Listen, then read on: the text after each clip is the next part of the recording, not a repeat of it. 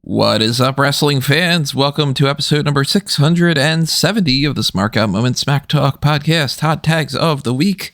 We're going to be breaking down all the things we feel like talking about that happened in the world of pro wrestling over the past few days. If you don't know who we are, I am Tony Mango, joined as always by Robert E. Felice. Hello. And Callum Wiggins. Hello. And since all of you are listening, thank you for tuning in. We also want to know what you have to say about all these topics and more, so drop your thoughts in the comments below or anywhere else that you are, whether you are on the Discord or if you are on smarkoutmoment.com or Facebook or Twitter or the Facebook group, the Mega Maniacs, or if you are shouting it out into the heavens or something like that, then, you know, do it as you please. But if you are over there on YouTube, then leave those comments below, and also make sure that you are subscribed. Hit that like button on this video, ring that notification bell, get those email alerts set up for things like our live post shows. We're going to be having another pay-per-view point post show immediately following Bad Blood on Saturday night around whenever that's supposed to end. I don't know. It's supposed to start around 6, so around 10 something. I hope it ends around 10. I'm hoping even a little bit earlier. My thought process is they want the entire festivities to be over by 11. So show ends at 10, post-show ends at 11. I would love for it to be from 6 to 9. And then the post-show from 9 onward. But I think I'm holding my breath on that one.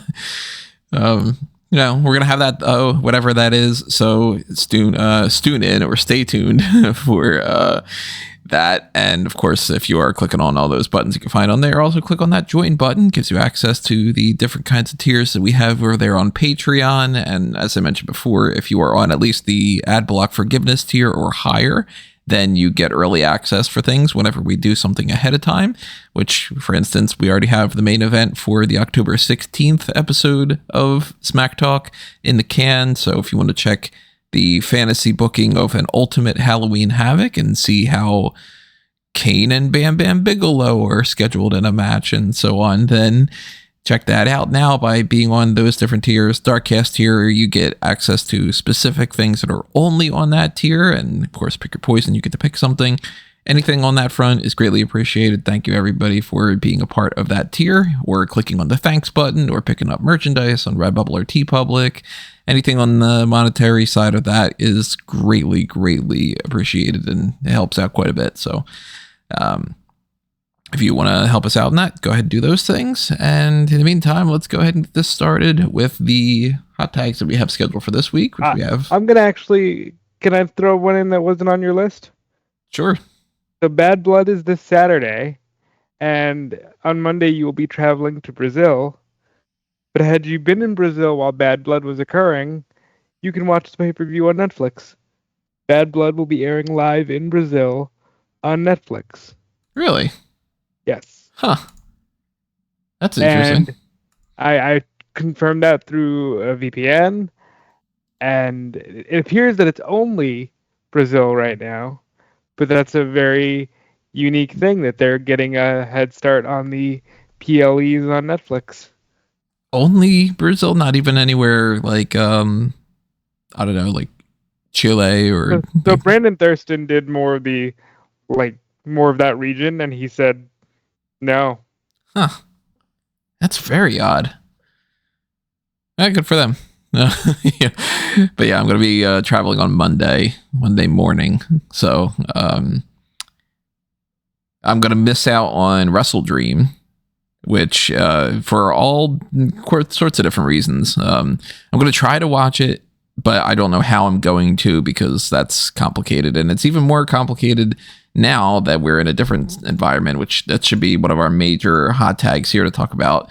We finally have information after months and months of imminent announcements that never ended up happening. Now we know what AEW's deal is going forward. And we're still missing some details, but by and large, this is what I've been coming across, and maybe there's some elements that I'm forgetting or missed out on. It seems like they are simulcasting Dynamite and Collision on HBO Max, it's always going to be HBO Max, not just Max, and on TBS and TNT, that the pay-per-views are going to eventually go over to Max at some point in 2025 that they don't want to confirm yet. And in the meantime, it's just going to be available in other avenues and not Bleacher Report anymore. So they're ending that early before switching over to Max, which is really weird to me. Because if Warner is like, hey, we want to get a bigger piece of this pie and incorporate it with Max, why would you get rid of the option for people to pay through Bleacher Report? Now people are going to buy through Triller or payperview.com or, whatever. That's very odd to me. I don't understand that. The pay-per-view is going to Max eventually when that happens, is going to be at a discounted rate, which means you're going to have to pay for Max and then pay extra for the pay-per-views, which I'm not happy about whatsoever, because to me, the whole thing that makes Peacock great is you just pay the $5 to $10 or whatever per month you want to, if you're on the one tier or the other tier, it's up to you. I'm on whatever the maximum tier is for that one. And then you get the pay-per-views. This is going to be like, hey, do you not want to spend $50? Well, then how about you spend $20 or $25 on Max and then another probably 10 to 20 or 30 or whatever on the pay-per-view. So then you're spending the same amount of money anyway. You're just getting Max on top of it, which if you don't care about that, then there's really no purpose for it whatsoever. Seems like the deals are somewhere around the $180 million per year thing. It seems like it's 180, then 185, then 190 for 2025, 2026, 2027. Still no confirmation about AEW Shockwave. It seems like they're shopping that around, but Rampage is not a part of this, so that's going to go away and either be replaced with Shockwave, or Shockwave is going to be on a Tuesday or a Thursday. Some of the stuff I think is really good. Some of the stuff is, maybe it's good for the company, but I don't personally like it. Some things I think are just flat out stupid, at least on a personal level. And some things like Ring of Honor might go to True TV, but that's not a guarantee or anything yet either. I wasn't going to watch Ring of Honor anyway. No, I don't think anybody really was for the most part. It's kind of like asking who's going to get NXT Level Up. It's not a popular show. But how do you guys feel about this whole setup? I'm very much in this is not exactly what I wanted. It's good in some ways, but man, I don't like all of it 100% kind of camp. Callum, I want to start with you because does any of this affect you in any given way? Not especially, no. Because, the fundamental good news that probably should be leading off on this is, AEW is going to be around for at least the next 3 years and possibly 4 with the extension that they could put onto it, which, is always a good thing because it makes Eric Bischoff and Jim Cornette angry, and that's always good news. But I think that the overarching thing about the pay-per-views moving over to Max or the TV shows being simulcast on Max, obviously it doesn't affect me because we don't get Max in the UK. And I've always just watched AEW shows through Triller anyway. So that's not going to change. Presumably that will still be the case when international markets, unless Max does pop up in the UK at some point, in which case then I might have to switch over. But realistically, at least for right now, that's not really going to change anything other than the confirmation that AEW is going to be sticking around. But I think we all kind of saw that coming. The numbers are good. They sound pretty good. The fact that they are going to be keeping the pay-per-view revenue in terms of being able to shop the pay-per-views around still on Triller and other locations, as well as being at this discounted rate on Max, means that they'll be continuing to get revenue on top of that, which is obviously a smart business decision. The fact that they're still shopping around Shockwave, which means there's another TV deal in the offing, potentially with Fox, to get Shockwave onto the air as well. So that's going to just be adding more on top of that. Then, if Ring of Honor ends up somewhere, then that's just adding more and more onto it. So fundamentally, just all of these combining are going to be making AEW extremely profitable moving forward. And that means, that the company can even stretch its legs even further in terms of signing people onto new contracts. Essentially, for me, it all just the money side of it doesn't matter a huge deal beyond the fact that hopefully the influx of money starts being moved onto the talent to put all the stuff together. Yeah. So I think that's the main thing, and I'm sure that will be happening considering the reports going around about like the huge deal that Swerve got and other people. I mean, the deals that Okada and Mercedes. So it's not like Tony Khan wasn't splashing the cash around in terms of getting people to sign onto big contracts. It just means that hopefully more of that stuff can continue to go around. But yeah, I'd say overall this is just like a really good thing for AEW, and it's a really bad thing for everyone that doesn't like AEW. And to be honest, that's good. That's good for me. AEW's like the new Coke. It'll be around forever.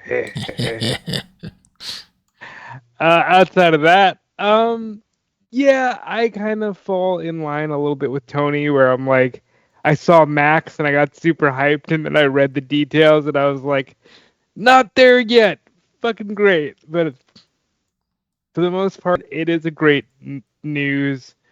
Maybe even one step closer to canceling cable altogether for wrestling fans, because if you can just watch on Max, hey, maybe you just subscribe to Max. You are subscribed to Max, right? I sure am, because I'm not peg leg Pete like you. If you have the option to like when it comes to Shockwave, for instance, like if they end up for some reason packaging that in there or whatever, you'll only have cable at that point for what? For NXT and SmackDown. Well, NXT CW, so that would be is that actually network TV or is that cable? That's network TV, but I wouldn't know at this stage in the game how to get network TV without a TV package.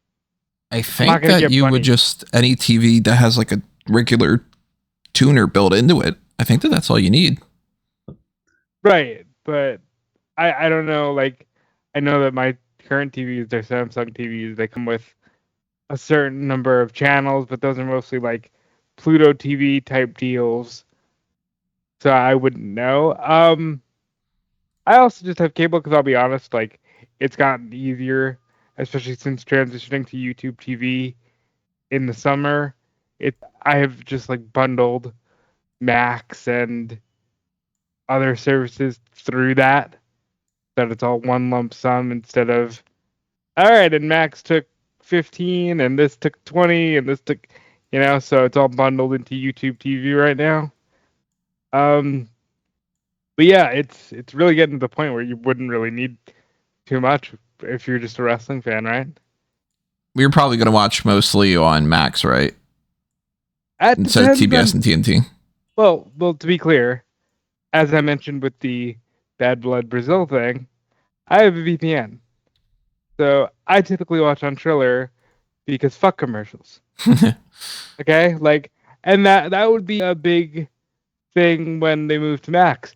If Max provides a Triller-esque experience with no commercials, then I won't be subscribing to the Triller thing. I'll just use it Max. If Max is just commercials and simulcast like that, then yeah, I'll be sticking to Triller because commercials, especially for AEW, are very detrimental, I think, because they do a lot during the commercial breaks. I don't know what my eventual setup is going to be with multiple different, let's be honest, who knows what the hell is happening with anything these days, but if I end up getting Max, I got a feeling I'll probably watch, instead of Collision and Dynamite, tuning into TBS and TNT, I'll probably just switch over to Max. And at that point, it'll be like, all right, well, that's going to offset the pay-per-view cost a little bit. It kind of depends as well on how much of a discounted price that they're going to be charging for that. Because if it ends up being like, say, I don't expect this to be the case for that matter, but like, if it ends up being like $20 a month for Max and $25 a month for Max and the pay-per-view, then even though that's still more money than I want to spend, it's not super bad. But if it ends up being like, okay, you got to spend $30 or $20 for the pay-per-view, and then on top of that, you got to spend another $20-something on that, then I don't even know if I would actually end up subscribing to Max at all, because right now there isn't any reason for me to subscribe to Max, and that's kind of the same with Peacock. Is if it wasn't for the WWE pay-per-views, I wouldn't have Peacock right now. I don't watch anything on Peacock other than the pay-per-views and like going back and watching old WWE content here and there. Still hate the system, by the way. Still think it's stupid that they have everything in seasons and all that. But I mean, it's good for AEW in the sense of all the money that they're going to be getting and all. I don't understand, of course, what like the philosophy is behind the Rampage and Shockwave thing being, okay, you're going to shop Shockwave around, but you're not going to do the same with Rampage. I would think that they would want to try to also get somebody to pay for Rampage too, but well, I don't think they want to do more shows. Like you always have to think that it's production. It's time to book venues for it. It's like they're probably already like wary of the fact that people walk out during Rampage because they're already filming Dynamite at the same time they're doing that. So like, if you have to say, hey, stick around for an extra hour to watch Rampage, a lot of people just aren't going to do it. Whereas if you create like a new show, at least it's going to have that initial buzz to it as long as you keep it sustainable. So I think Rampage is just going to be quietly retired. It's just a weird thing for me when it ends up being like, like we had like WWE Velocity, and then it's like, well, we have WWE Speed. Like you change the name of it and you keep the same basic thing, and then everybody's going to go, this is so different for 2 weeks, and then that's it. Like we talked about it before about like, unless they really do something different, I can't imagine that people are going to stick around for the Shockwave taping that weren't sticking around for the Rampage taping. Well, they have an incentive to do something different if it does end up like this ends up on one of the Fox stations or something along those lines. Especially if it ends up on like network TV, then there is the incentive to do something for it, because that is your best avenue to attract new fans. Yep. Because there's no cable subscription attached to it. So realistically, that is because, especially, I mean, if it was up to me, because the two nights that are the only feasible two nights they can put that show on are, as you mentioned, Tuesday or Thursday. Thursday because there's zero competition, and Tuesday because the only other competition is NXT. And NXT being on the CW, which is a much smaller network than Fox, means that it actually probably stands better for AEW to go on to Tuesday and try and, siphon off some of NXT's audience, or at least like push them down a little bit, especially if you are able to make Shockwave like appointment viewing in the same way like Dynamite for the most part is. So yeah, I think that if they do put it onto a different network, there is a bit more incentive for them to put onto it rather than a show that airs 10 o'clock on Fridays. So it's like, yeah, of course they've lost interest in doing stuff with Rampage, because at the end of the day, they didn't really have to put much on there to be like be high up in the time slot for that period, that like times period. And so yeah, the more prestige they can put behind Shockwave, the more prestigious a network it's going to be on, the more they'll have to be compelled to put good stuff onto it. It wouldn't shock me if they ended up making it a third hour of another show. Like they put it at like 10 o'clock on Wednesday or 10 o'clock on Saturday. That wouldn't shock me. Like at that point. Because then they would be recording it anyway. They would just like change the apron and be like, all right, now let's switch over to Shockwave. And like, that wouldn't really work in the sense that like, because then the people would have to, like the commentators would say, hey, switch over to this show to watch the hour of Shockwave. And it's like, yeah, Shockwave is going to be its own thing. Yeah. Even if it's like, even if it's just like a talk show deal, it's going to be its own thing. Completely. It's going to be separate from WBD. It's them taking a chance. I just can't imagine that they're not going to record it at the same time that they record those other tapings. So it's either an in-ring show that they record live after or before the other things, or that they record and then they broadcast another time anyway. I can't imagine that they're going to book a whole nother venue for Shockwave. Or, missing that there's a third option here, Collision becomes a taped show and Shockwave becomes their second live show. Or, to add the other wrinkle to it, they just came into a buttload of money, which means they can probably book another venue if they wanted to do another live show somewhere else. This is also true. I mean, if that's enough of the money difference for them to do that, then it is on the table. They could still do that. Isn't it projected to be like 150 million? 180. Yeah. I mean, yeah. And that's over double what their current TV deals combined to. And we still don't know how much, how much they pay for Shockwave. Yeah. As well. Funding themselves. So, yeah, I think they've got the money. Well, you don't know how much they have to spend on these things, too. Like, we're not privy to any of that kind of information, so it's speculation until they say something. But absolutely, but I'm saying that Shockwave needs to be its own entity in some way, shape, or form. I mean, the biggest burden on that point, mate, is probably not going to be cost-oriented. It's more about, talent availability. Because essentially, one of the perks in the past of going to AEW is that you don't have to travel as much. There's only, one show you're potentially on a week, and you can just spend the rest of the time with your family. If there's going to be 3 different live shows going on in 3 different arenas per week, then people are going to have to be moving around places quite a lot. Then, ironically, WWE becomes the better option in that regard. Because then you're stuck on the brand that you're on, and you're like, okay, I only have to tour for Raw. Right. And then they potentially, but apparently... What was that? I was going to say, but apparently, the AEW people are the ones that are scared of the grind. I mean, it's definitely, different grinds, yeah. The pandemic wiping out house shows, I think, leveled the playing field in a lot of that regard, because that was a huge bonus to going to AEW. But now that, the report came out, I think this week or last week, that they're just going to cut back on house shows even more over at WWE, I don't think that's a benefit of AEW, but either way, I think Shockwave being on network TV, especially if they get Fox, is fantastic. Selfishly, I want them to go to Thursday because I think that would render Ring of Honor and TNA from a coverage standpoint obsolete. Up nose to nose with AEW, as someone who as with NXT, as someone who likes NXT, I'm not interested in having to do the back and forth.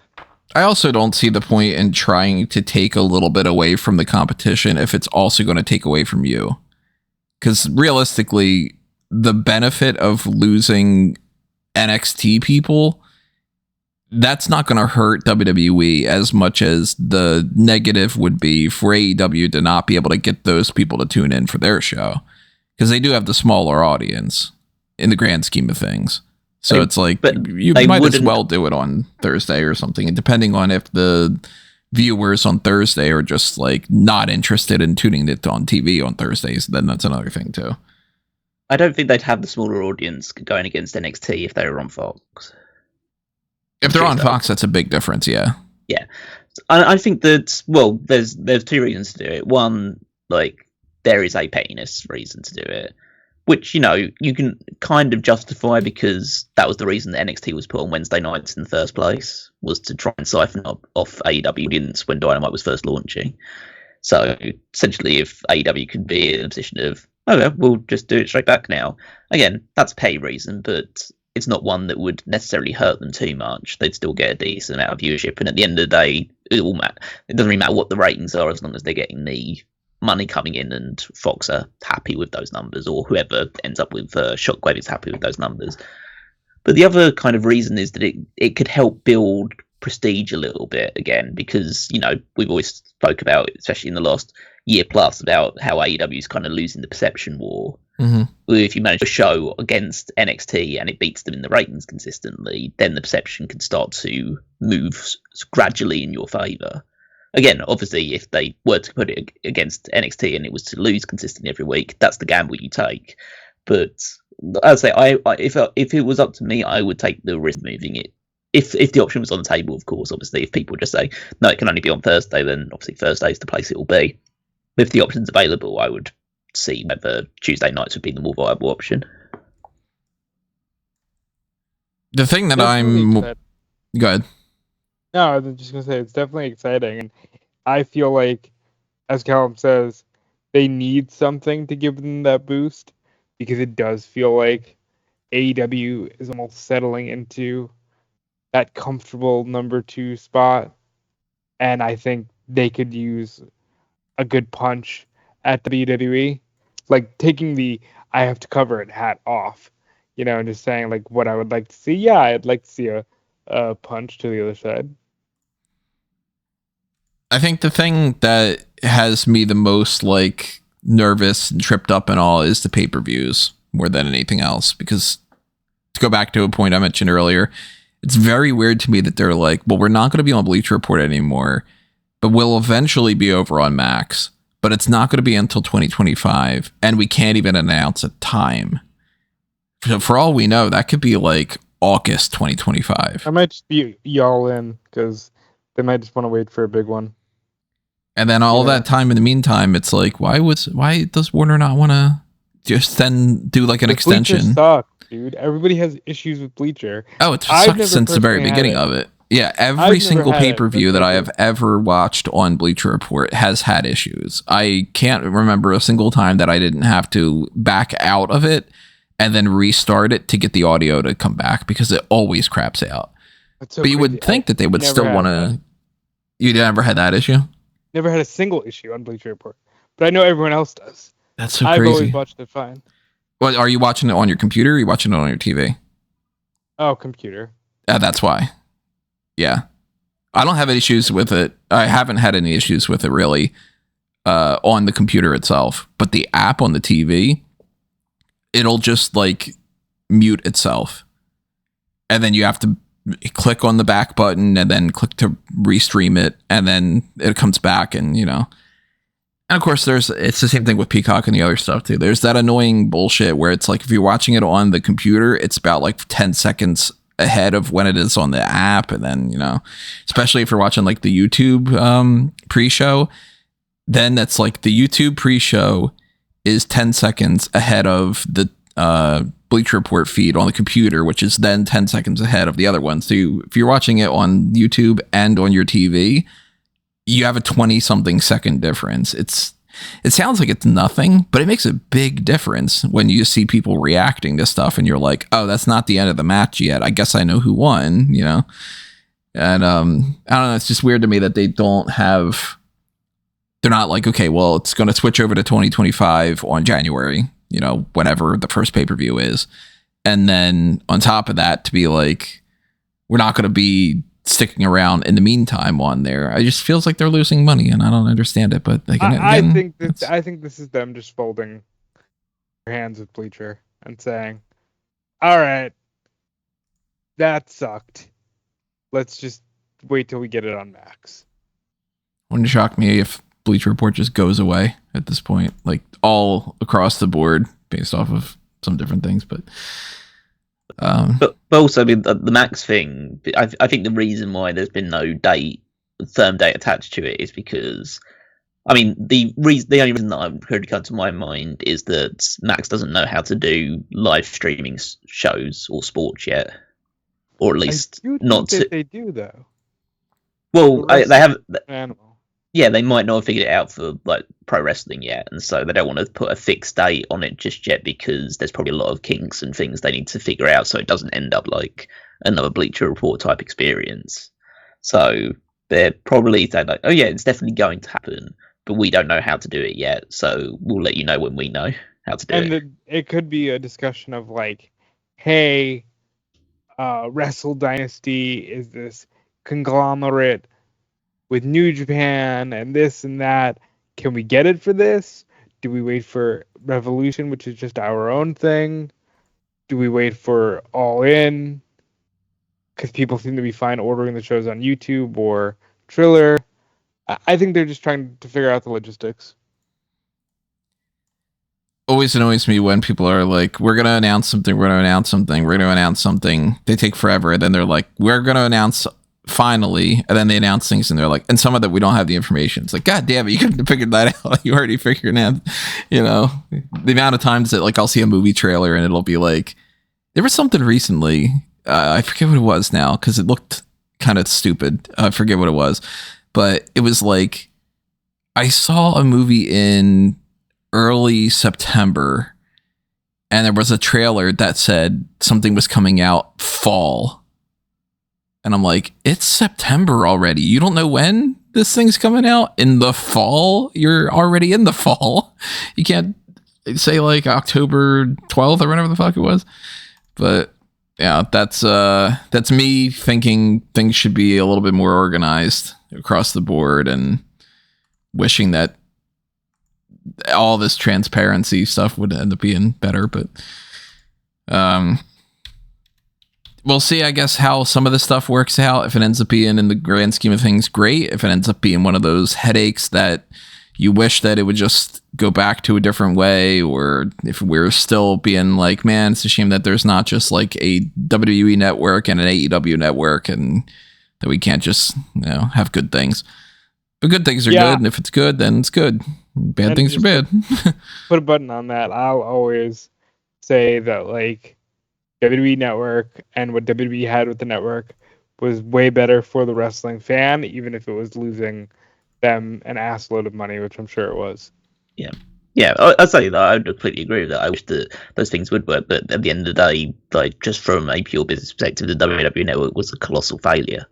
So it just proves that that's not sustainable as much as as much as everyone would probably agree that that's the preferred way of doing it. Yeah. It somehow doesn't work. So there's just not enough wrestling fans to be able to sustain that, and it's like communism, really, because communism in the ideal world kind of works, or it's like oh, that's the ideal thing. Everyone just works together, like, and combines their forces just to do things for the greater good, and everyone gets treated equally. It's like, oh yeah, it doesn't actually work. Capitalism's proving not to work all that well either, though. Well, humans just don't work, so that's kind of that's the problem. That's a good point. We're trying to figure that out. Yeah, God, we can get into that in a different discussion. But in the meantime, we're all talking about different pay-per-views and stuff like that. What happened with New Japan's Destruction in Kobe event? I'm looking at the results right now to see if anything blah blah blah blah blah words. I know how to speak English. See if anything stands out to me. It doesn't really look like anything's all that crazy, but I'm, again, such an outsider that maybe I don't know that, like, whoa, it's a big deal that I don't know, Tiger Mask's team lost or something. I mean, Shingo did win the title back. We were talking about that being a possibility. He won the Never Openweight Championship. And there's a new young lion in TMDK, isn't there, Cal? Ryohei Oiwa. Yes. He's been in New Japan for a while, and he has been like in the kind of Young Lions Academy. He went on to excursion to Pro Wrestling Noah. He was part of the N1 event that Josh Briggs and Tavion Heights was involved in as well. Is it Tavion Heights? Yeah, right. Yeah, got that right. Okay, so so he was involved in that, and now he's coming, and now he's like back from excursion. Now he's fully part of the fold as part of TMDK, and he's going to be wrestling against Shingo Takagi for that Never Openweight Championship at King of Pro Wrestling show in 10 days' time. But as far as Destruction in Kobe goes, I have to admit, didn't watch it, didn't feel interested by it, so decided to skip this one out. And based on the results and what I've heard about it, it was okay. Like, the main event going over 30 minutes is ridiculous, considering it was Tetsuya Naito versus the Great Okan. But apparently it was okay.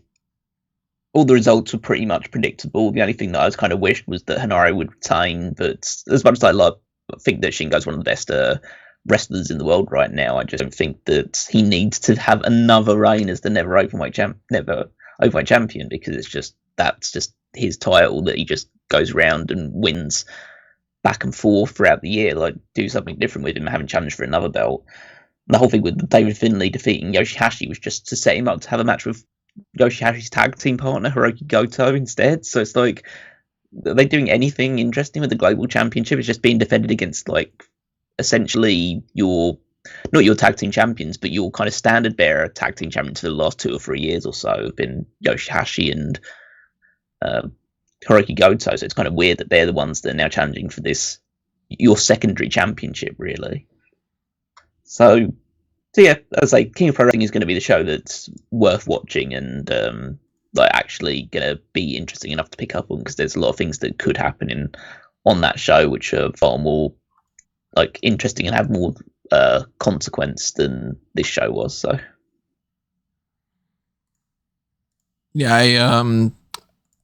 I didn't obviously, like, I'm not tapped into this all that much, but I haven't seen anybody reporting anything about anything for this show. Not like typical, you know, they'll usually click around and I'll see at least like, you know, there's like a TNA event or there's an MLW event or something, and I might see like 1 or 2 news reports about something along those lines. I didn't see a blip about this, so I just assumed that it was a regular show and that nobody really had anything to say. But the next show that they have, the King of Pro Wrestling show, that's right around the corner, right? It's like next week, I think. 14th, yeah. 14th. So any adjustments to that, or is it pretty much the same as what we were breaking down before? Well, there have been some things that have come off, obviously, off the back of that show, because championships have been decided, and so we've now got like pretty much the fleshed out card. I don't think there'll be much, if anything, added to this. But do you want to run down now, or just want to wait? Because obviously next week it'd be probably just me and Rob just throwing something together about it. So next week you guys can give a breakdown of that. I'm going to look at it right now to see if there's anything that I have any opinion on, but it doesn't look like there's anything, because it's like, all right, it's Takahashi against Mystico. All right, cool, you're getting Mystico in there. If he's been doing great work, then cool, put him in there. Doesn't look like a whole lot of stuff that I would be super aware of. Like, I wouldn't have anything to say about Dookie versus Show. I don't know what's going on there, or it doesn't change my opinion about Zack Sabre Jr. and Tetsuya Naito. I just want Zack Sabre Jr. to win that. And yeah, I mean, we'll see if anything changes into next week, and if you and Rob are doing the hot tags and you guys break that down, then stay tuned, everybody, for that.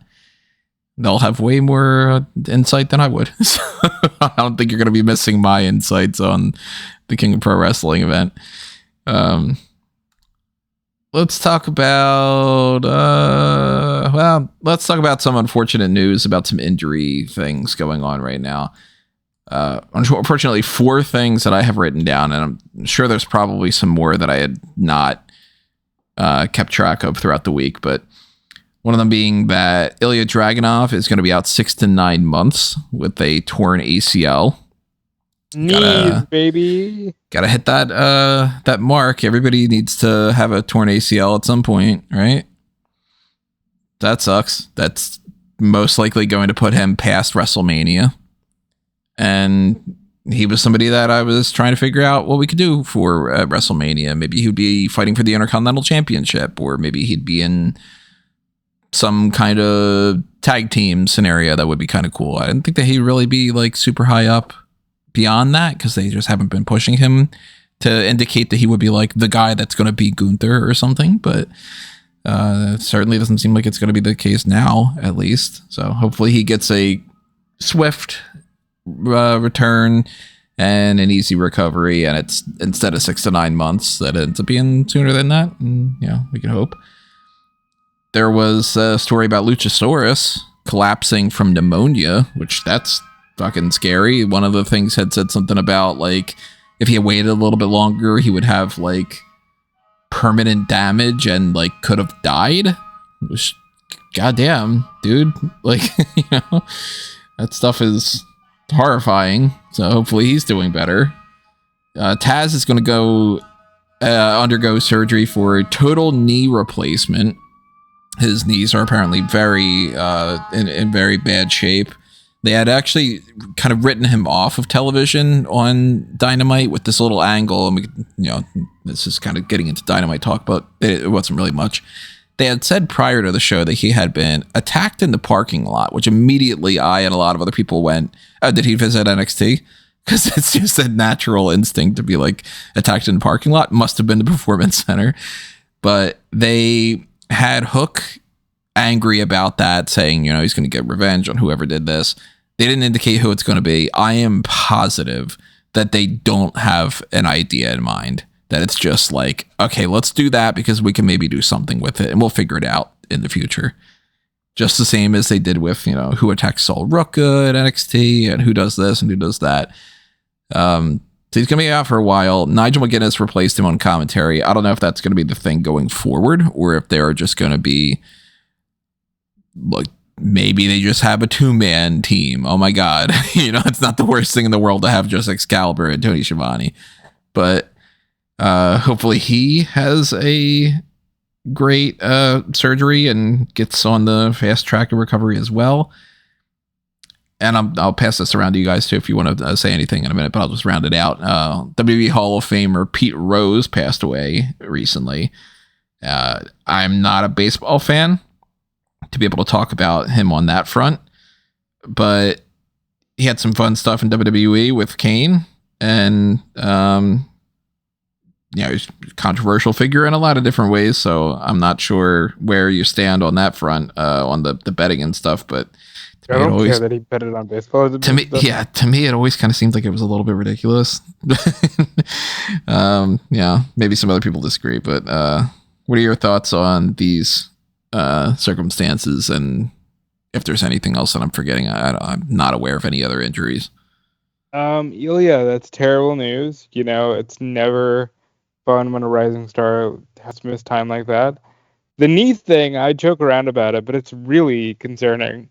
It's an epidemic in this company. And part of me wonders if I'm not saying they should work all the time, but like if the limited number of reps is just leading to them being like their body isn't as built up for it. Like how people say when they take time off and then they run the ropes again and they're like, this is the most basic thing and it hurts like a bitch, And I wonder if it's that. Luchasaurus, it might be the scariest thing I've heard in a long time. Having battled back from COVID myself and having still, to be frank with you guys, dealing with breathing issues, lingering from that. Mm-hmm. Me too. And yesterday, I was walking around. All I'm doing is walking. And I'm like, wow, I'm struggling to breathe more than normal just from that long COVID stuff. Yeah, it's a really bad deal. And when I had gotten checked for diverticulitis last year, they didn't find anything there, but they found pneumonia in my lungs. So I'm just saying, like, the idea that could just be building, and 1 minute you're fine, the next minute you could have died, is eye-opening for me. I wish him a speedy recovery, and I think the way they keep Christian occupied is by having him feud with Hook, because I think he took out Taz. I kind of think so too. And, Taz has had long-standing health issues, so the fact that he's getting that fixed, I think, is great for him. And hopefully he's back soon. Hopefully he feels better than ever. And Pete Rose, it was an icon in sports. Even before the, gambling thing, he was an iconic baseball player.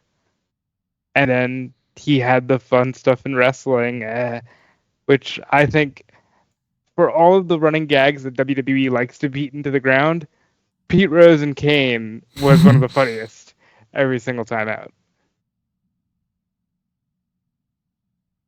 So I'll go from the top as well with Ilja Dragunov. That's obviously incredibly depressing as a guy who's like such a huge fan of his work and just the physicality that he brings to his matches. I think that him suffering an injury this severe is just devastating because, hopefully he will come back like as strong as ever, but you never know with these types of injuries. Like, how many people do we now see in WWE walking around with knee braces on because like this injury just happens constantly? It feels like with the way, I don't know whether it's the way they train or whether it's just a common injury for this type of physicality. But yeah, it's obviously really bad news, and can only wish him the best in terms of a speedy but safe recovery. Yeah. Obviously, don't want him to exert himself back too soon. But then, yeah, hopefully he is able to return to at least close to the level that he was beforehand, because I think on his day there's very few better than he is. The Luchasaurus thing, yeah, that's like absolutely terrifying, that whole concept, and just to know how important it is to be like vigilant about this type of stuff and to respond to things like that quickly, because it can all just change around so soon afterwards. So it's more just like a lesson generally for everyone, really, when health things get bad. And then, yeah, but I mean, when I saw the thing on Dynamite in relation to like the Taz stuff and his injury, my immediate thought was the Hook did it. So, I heard Christian say the phrase "hook, line, and sinker," so that's the immediate thing of like the connection there. But my mind went to like Hook having taken out Taz and joining the patriarchy, rather than he's going to feud with Christian. But it could work either way. Either way, I think that Christian is involved because of that line that he said.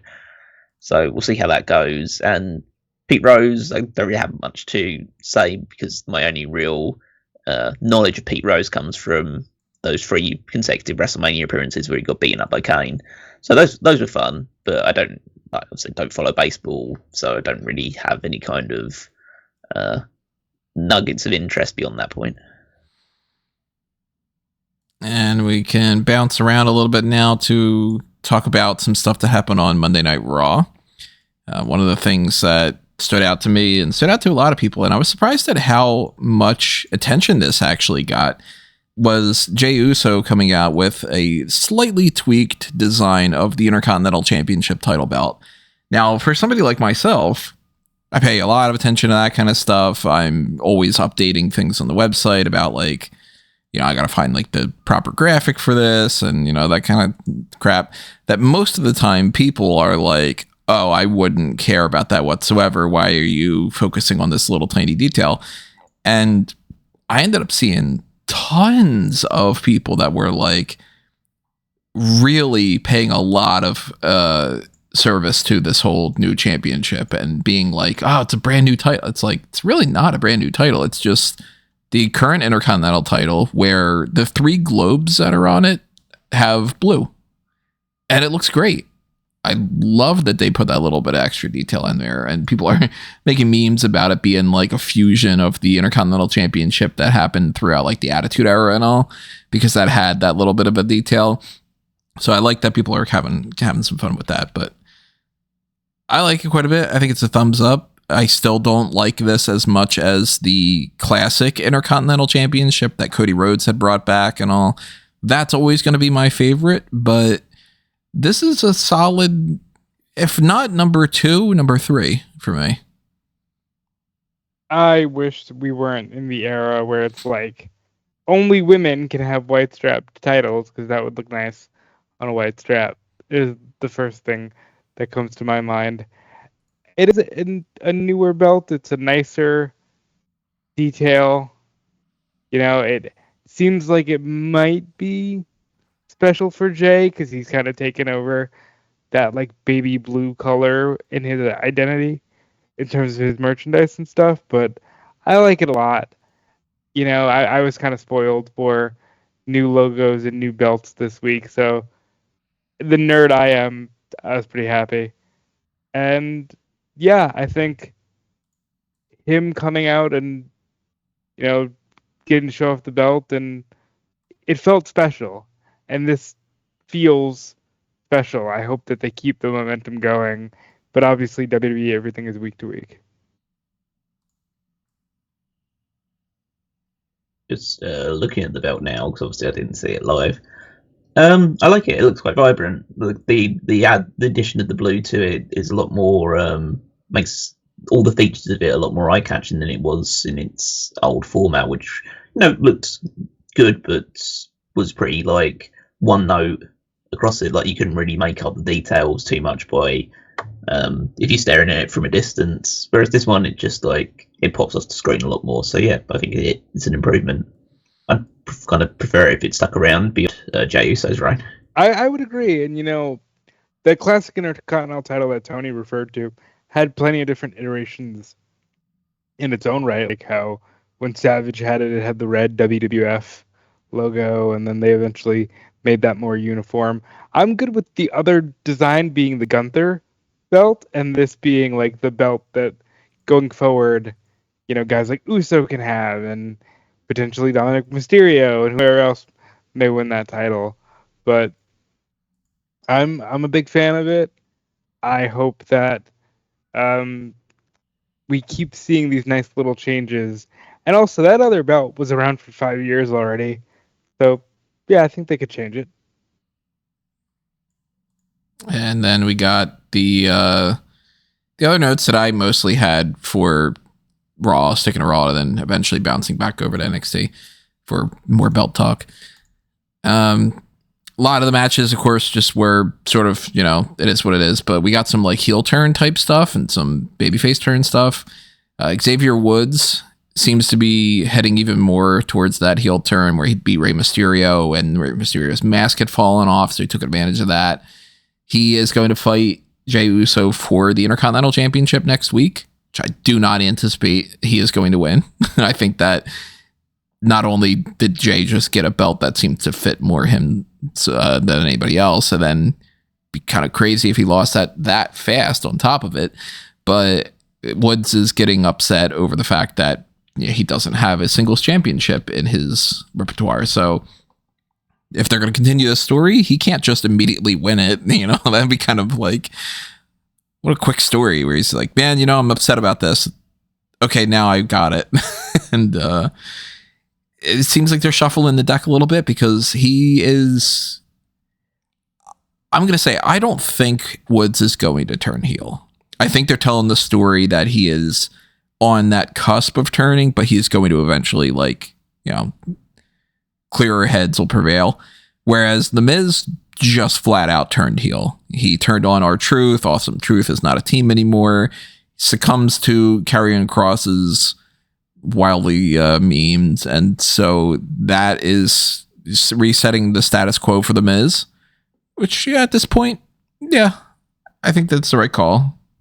He was not really doing anything as a babyface that was like standing out, and Miz works better overall as a heel, so they kind of balanced that out a little bit by having Bron Breakker solidify more of his babyface turn, and something that they had teased a little bit here and there, but this week he showed some respect for Jey Uso, didn't just like jump him afterward or whatever, and had a little bit of a stare down on the backstage segment with Gunther to kind of set up the idea of like, all right, well, you're the guy on top now. I'm heading towards that. He could very well be the guy that beats Gunther for that belt. Maybe at WrestleMania, maybe later on in 2025. I don't think it'll happen anytime soon, but this Woods heel turn-ish thing, the Miz heel turn, the Breakker face turn. How do you guys feel about all those? I'm interested in the Woods story. I think that's got the potential to shake things up in a very good way. Breakker being a face, I think it's a little quick, but the people seem ready for it. He'll probably be better in that role for now, and it opens up possibilities, for like a Gunther match or something. The Miz thing, I'm going to just call a return to status quo. Like, Miz should be heel. He works better that way. I'm not happy that it's a Miz R-Truth Karrion Kross program because they're not the most riveting characters sometimes. But I also like all three of those guys, so I'm always quietly hoping they can pull something fun out. And we'll see what they do.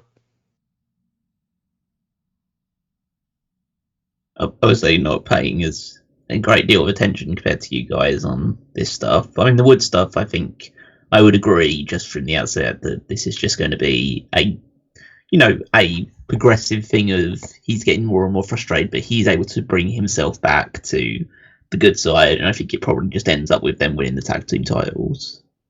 So that would be my kind of just outside perspective looking in and think, okay, that's probably the route they're going to take. Miz, I don't know how anyone could possibly care of him turning heel, babyface, whatever. It's just like he's just so stale. It's hard to even say like the furniture, because it's like he's like a piece of furniture that you just occasionally pull out of the attic to replace like a fresh bit of furniture that you take in, like a piece of furniture that you've or a table or something like that you've got like a chip in, you're going to get it repaired, so you just grab the old one out of the garage for a little while just to use that before it could be replaced or gets something better put in. He'll just substitute in every now and again, but it's like he's obviously better as a heel than a babyface. He's never worked out well as a babyface, but I think that at the end of the day, he's been there for 20 years, and like he's nowhere near the peak that he was in. Like his peak was in 2010, 2011, about that point in time. Maybe with the Intercontinental title stuff as well thrown in, but it's like the fact that I've seen the clip of him, that talking smack clip, so many times, I'm kind of like almost like at the point of just wishing that whole period never happened, because it's just like it's on loop constantly. That's the one thing that everyone just points to. It says like, yeah, see, the Miz is great. And it's like, yeah, he did this one thing one time. So yeah, and him feuding with R-Truth as well. I mean, R-Truth is like fun in small bursts, but I don't know in what universe that it should be like a featured feud of 2024, considering the fact that like, the last time they feuded was like, first real big time they feuded was like 2011, 2012, with the breakup of the original Awesome Truth. So yeah, that's just me just looking at them and feel like, yeah, he's still there and he's still just doing things. I want Cross to level up. I really think that there's something there, even though it's not between the ropes. He's got charisma. He's got, a good character. He's funny. He's like a genuinely charismatic person. I want that to shine somewhere. I don't know if it's with Awesome Truth, but here's hoping. And what do you guys think is the possibility that Breakker beats Gunther? Grand scheme of things. Yeah, I'd say very low. Yeah. 0. Really? You guys are both just like, there's not a chance that he is the guy that beats him in next year? John fucking Cena. Until I know what John's doing and what title he's going after, then I'll answer whether I think Bron Breakker is going to beat Gunther. Yeah. If we remove John and Punk and other people from the equation, maybe, yes. You would put Punk over Breakker? Well, it's not a case of like whether we would do it. It's what we think WWE are going to do. And I think they have these players. That's what I mean, though. Like you would predict that they would go with Punk winning the title rather than Breakker. Absolutely. I would see Punk. Yes. So yeah, I would put so people that I think are more likely to win the World Championship from Gunther at some point before Bron Breakker. I would put John Cena's obviously a choice for that one, depending on what route he's going to take. It's him and Breakker for me at this point. Like, oh no, I'd go Punk over that. I'd go Rollins over that. I'd go Zayn over that as well. So I think Bron's quite. I'd say he will get there eventually. I just don't think that he's going to be the guy that beats Gunther. I think he'll be a guy that I'd say if I was to calculate, I'd say 2026 is when they'll make Bron Breakker a champion. I think he could be champion within 2025. I just don't think he's going to beat anyone else to the punch. I guess we're going to find out about that in the future too. The other thing that was mostly talk about from Monday Night Raw is the last monster standing match. Braun Strowman was able to beat Bronson Reed with a little bit of help from Seth Rollins. Seems like Braun Strowman is also injured with a torn groin. I forgot to add that in there. And hopefully that, of course, gets sorted out sooner than later, or maybe potentially even it's an issue. But they did the ring collapse things we kind of all expected. And, first time that happens, oh my God, absolutely crazy. Second time that happens, wow, that's crazy that the thing that happened before happened. Third time that happens, oh, okay, that's, we've seen it. This is the fourth time. Yeah, if you're brand new to it, of course, it's something that's absolutely crazy. And it's crazier than if nothing were to happen. But it didn't really even get like a side eye from me, to be perfectly honest. But I did enjoy the match. I thought the match was a lot of fun. And I loved Rollins coming out and hitting the stomp on Reed and kind of ending the show like that. I thought that was great. What I liked most about that was I didn't see that coming. Mm-hmm. I like when it's a genuine surprise. There's so much that happens that the longer you're a wrestling fan, you see it coming from a mile away, and you're just kind of like, all right, well, run of the mill. This one's, this tag team partner is going to turn on the other one, and whatever. So when there's like a genuine shock, and it's not a shock in a sense of like, oh my God, I can't believe that they did that. That's so incredibly stupid. Then, all power to it. Yeah, I thought the last Monster Standing match was a really fun one. I think they had a ton of fun with these two characters for a couple of weeks, just making a mess out of shit, and it got people excited. Like, you were pretty stoked for this thing based off the cheesy branding alone. And like, I like that. I don't know if Strowman should have won. I think it would have been cooler if Reed gets to his feet, immediately drops down, and then bang, curb stomp and all that, because just because I like Bronson Reed more. I think he has more to offer WWE in terms of the future compared to Braun Strowman. But I thought it was a good.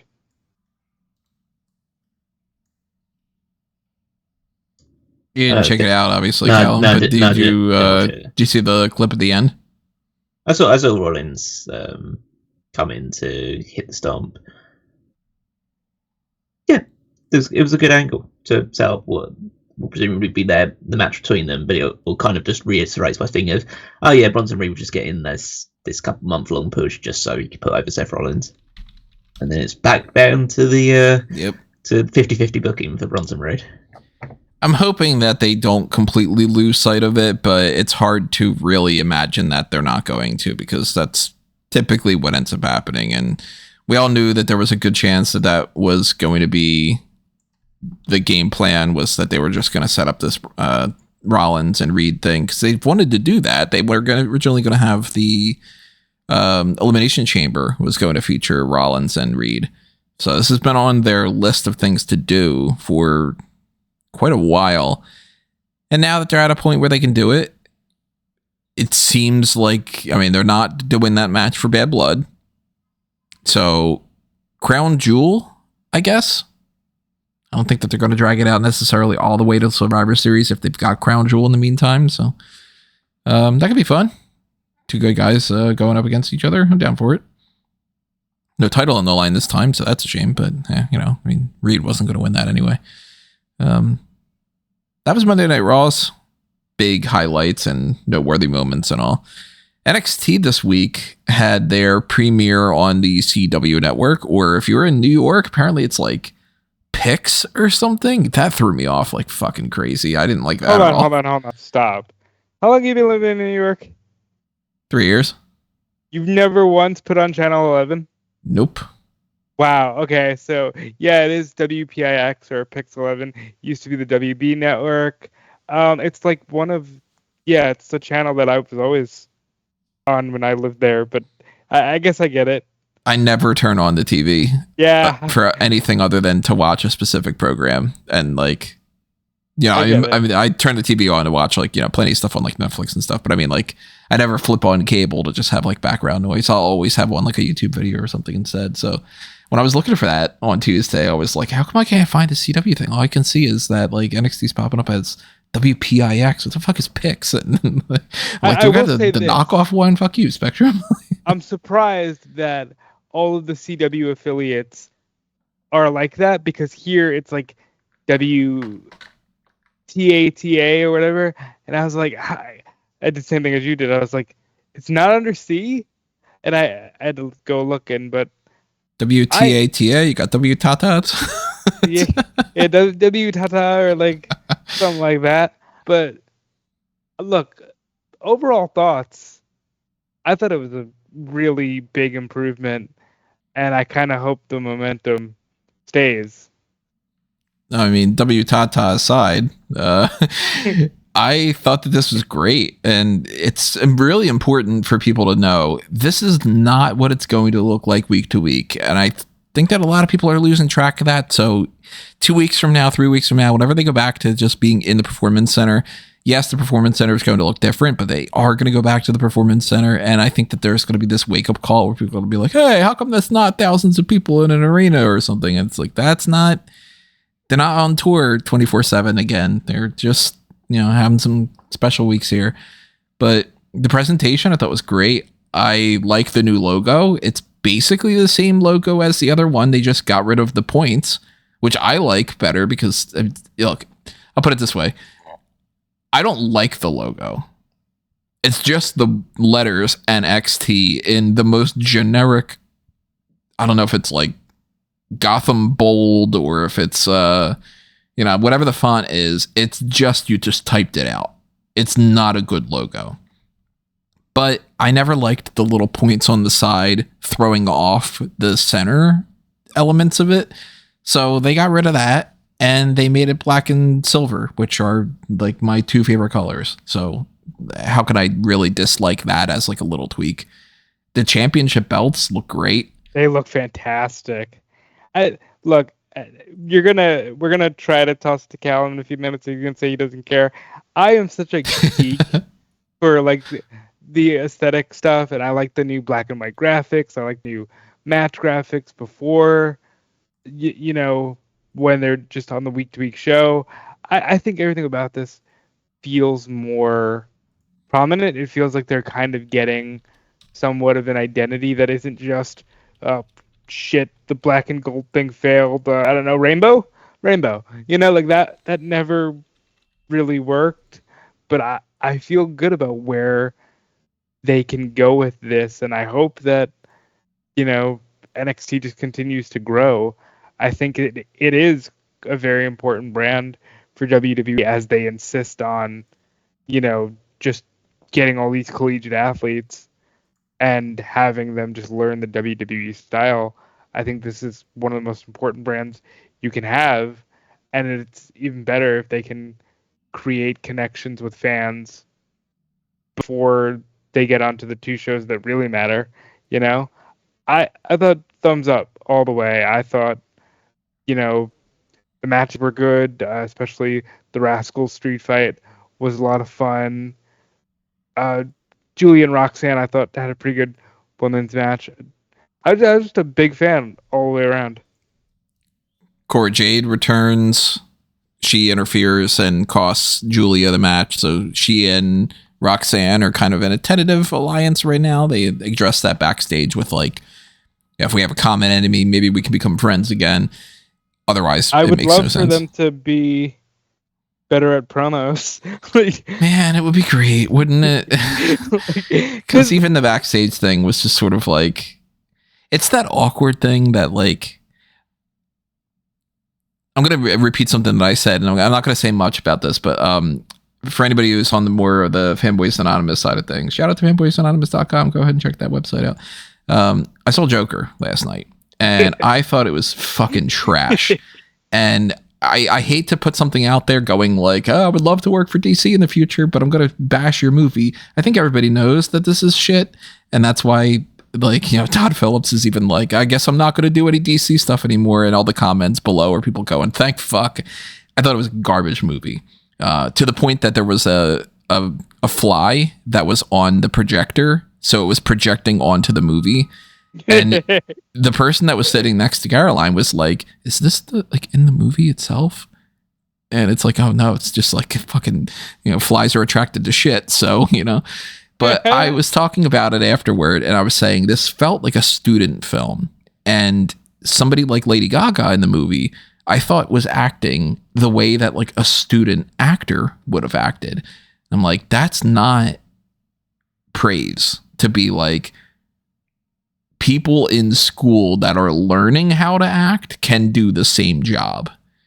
And WWE, NXT, there's not that much of a big difference between the main roster and the NXT roster, but you get a little bit of seasoning on NXT and then you go to the main roster and whatever.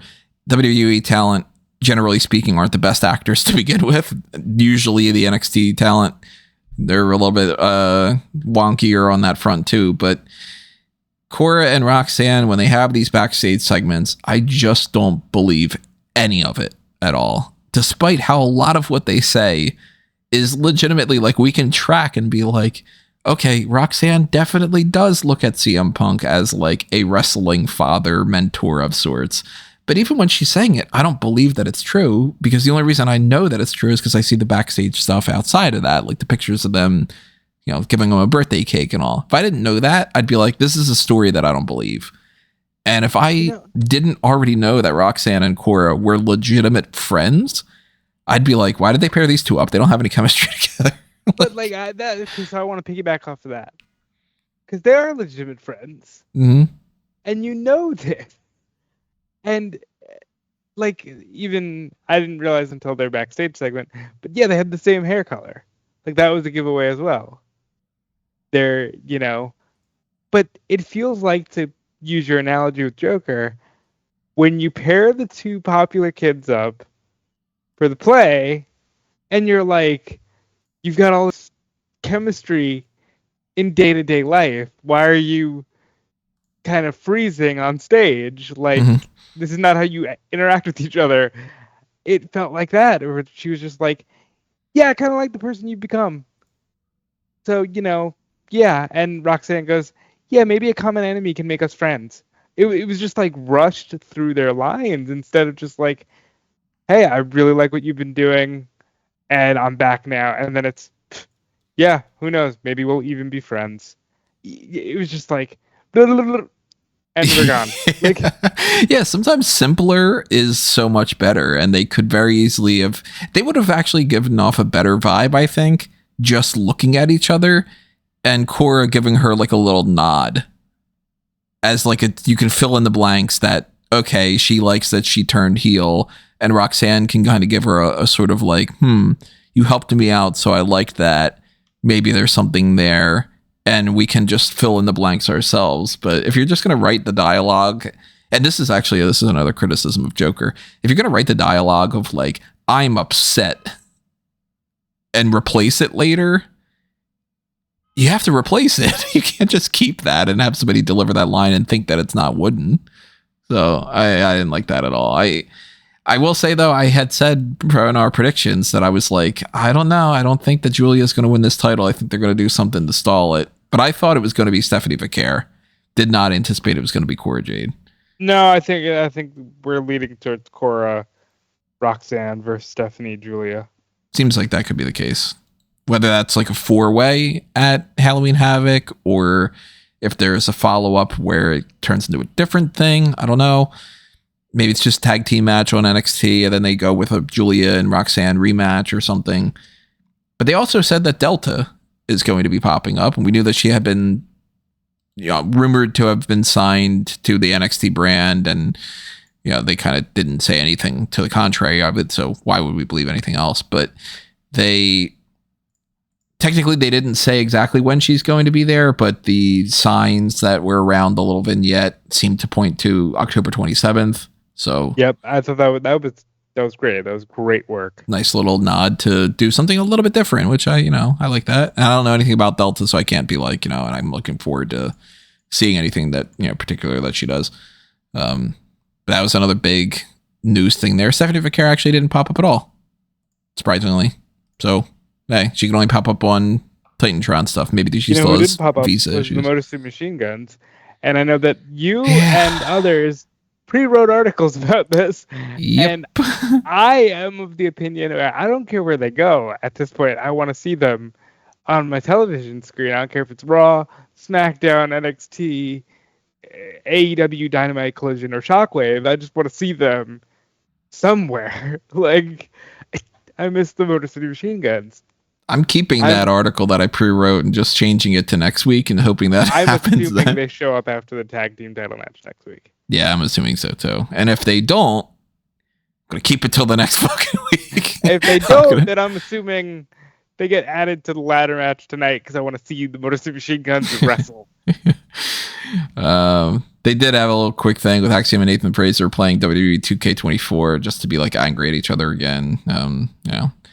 Lexis King got a thing with CM Punk, just kind of reiterating that potential babyface turn. I thought that was important. It was not reiterating a babyface turn.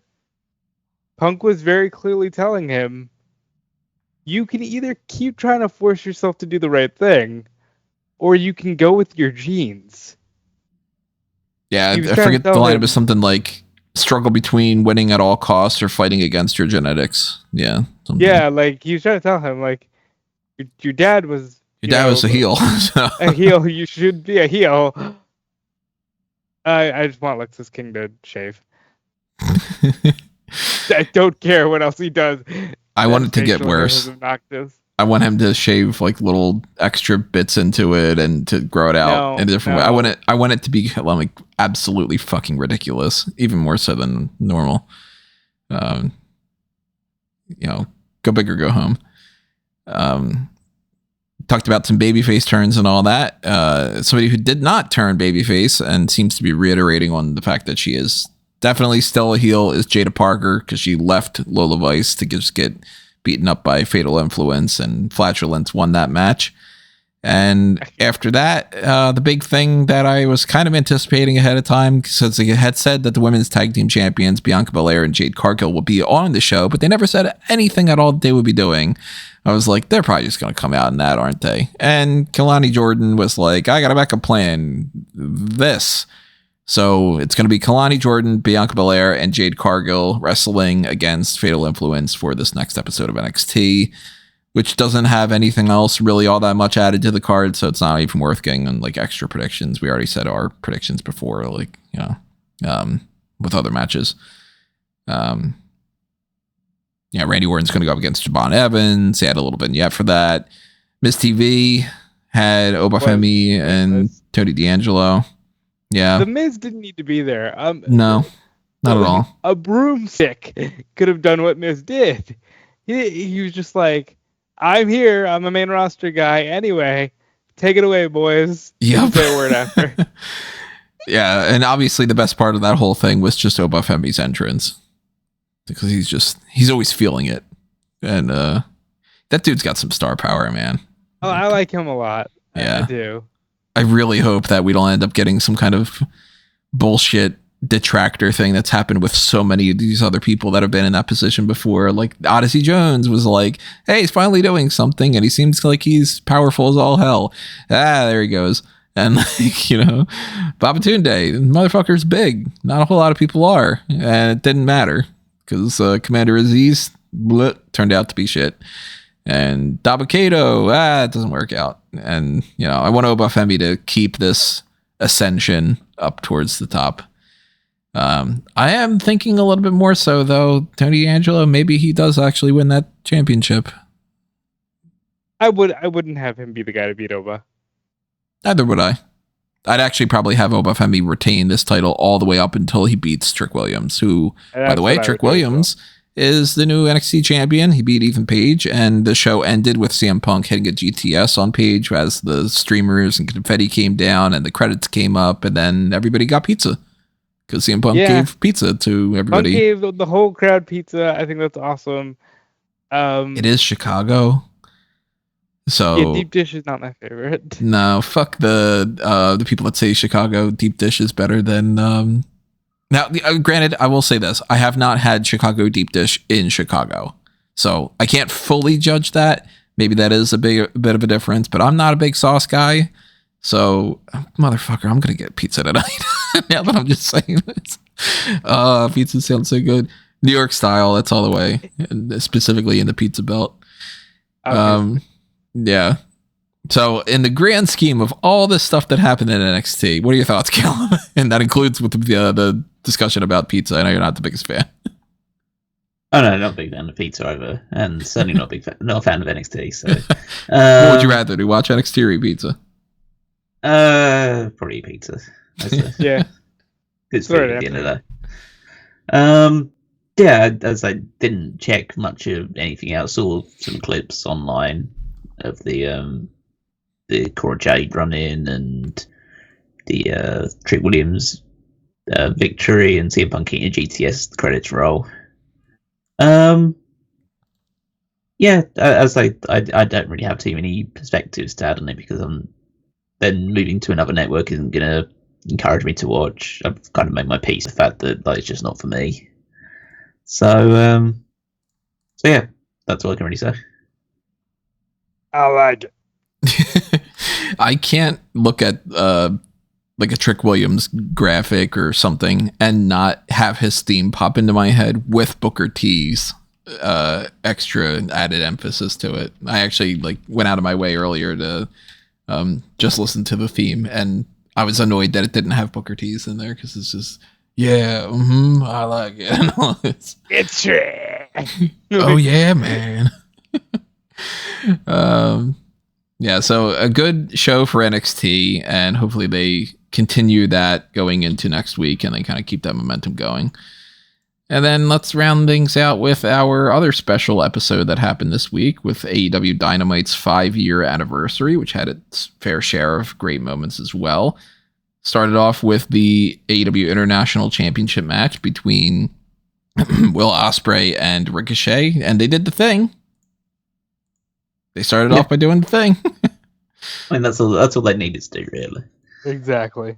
But yeah, I mean, I thought the match itself, I think they were going at 80% of what they can do because I feel like they're going to be doing something down the line, and they definitely will be doing something down the line based on the result of this match, which is probably the biggest talking point in general.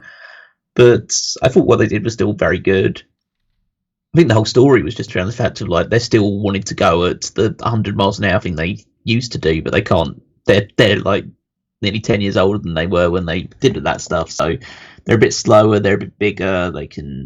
So it's almost like them trying to keep up with each other and put that pace together was exhausting them, and I guess that kind of made the finish, or the first finish, should I say, of Ospreay hitting the hidden blade and then falling on top of each other for the double pinfall made sense because I could understand they were just exhausted because they tried to recapture their pace when they were in their early 20s and now they're in their 30s, and so they can't quite match that intensity anymore. But then can we all? But then doing that finish and then saying, "Oh, we're going to restart the match," and then have Takeshita come out within a minute afterwards to cause the no contest and say motion what will happen to Wrestle Dream, which is going to be a triple threat match for the international title. I think I can understand people being very frustrated with those kind of 2 fucked finishes in a row. So. Yeah, but I think this threat will be fun. I think it's a different thing. AEW doesn't do that too much. As long as it doesn't become a regular thing, I'm okay with it. I actually think Takeshita is probably going to be the one to win here. I'm leaning a little bit more towards Takeshita too. I don't know if that's an opinion that's going to change over the course of this next week. Maybe by the time that next week's Dynamite happens, something along the line makes me go maybe not. But yeah, I'm thinking that that's more of a likely chance than either Ricochet or Ospreay. And if I had to go with a different thing, I'd probably go with, actually, funny enough, Ospreay retaining rather than being then it's going to go to Ricochet. Because I think that if they would have done that, they would have just probably already done that. And then it would have just, Takeshita feuding afterward. But that was, of course, like a major highlight for that show, and something that, kind of kept the ball rolling for things like Hangman Adam Page against Juice Robinson, where Switchblade Jay White returned. So we got a Jay White versus Hangman Page feud coming up. Yeah, I mean, that's awesome. I love both of those guys. I think it's one of those things where Jay White really needs a win, and Hangman can't lose a single ounce of momentum. So it's, concerning, but I'm excited to see what they do because they're two of the best. Yeah, it's great to have him back in the fold, Jay White, and him immediately put into a program with Hangman is like a good sign for him in terms of just putting two big stars against each other and just see how that comes together. Yeah, I agree with Rob that it's always a bit. It can always be a bit dicey when you put someone who's just come back, so shouldn't really be losing in his first big match back, but a guy who is really at the upper echelon and probably should be in contention for a world title pretty soon, losing as well. But that's kind of the dilemma you put yourself into if you want to have the big guys in your company go up against each other. Unless you decide to do the whole Will Ospreay and Ricochet out, which fundamentally they have been doing, leaning into more often, which I'm not as huge a fan of because that was kind of a big differentiator from AEW, was the fact that you would almost always get finishes to matches, or one person would typically win and another one would have to lose. So hopefully they decide to go back to that thing, because I don't really mind. I was like, there are drawbacks and positives to either side winning, but I'd rather they just committed to one way or the other. And in the grand scheme, I think that Hangman Page is the overall more important person. So I'd lean more towards giving him a little bit of a victory edge, but maybe they have some other plans for Jay White that gets in the way of that. I don't know. Britt Baker kept up her undefeated streak in Pittsburgh, aka Britsburg. She beat Serena Deeb. Queen Aminata came out. They kind of seem to be running that back again later on this week. Spoilers. It's a kind of repeat of that in the opposite direction. I didn't really care about this segment. I really wasn't paying attention to the match. I don't think I missed anything either. Mariah May was in the crowd. You didn't mention that.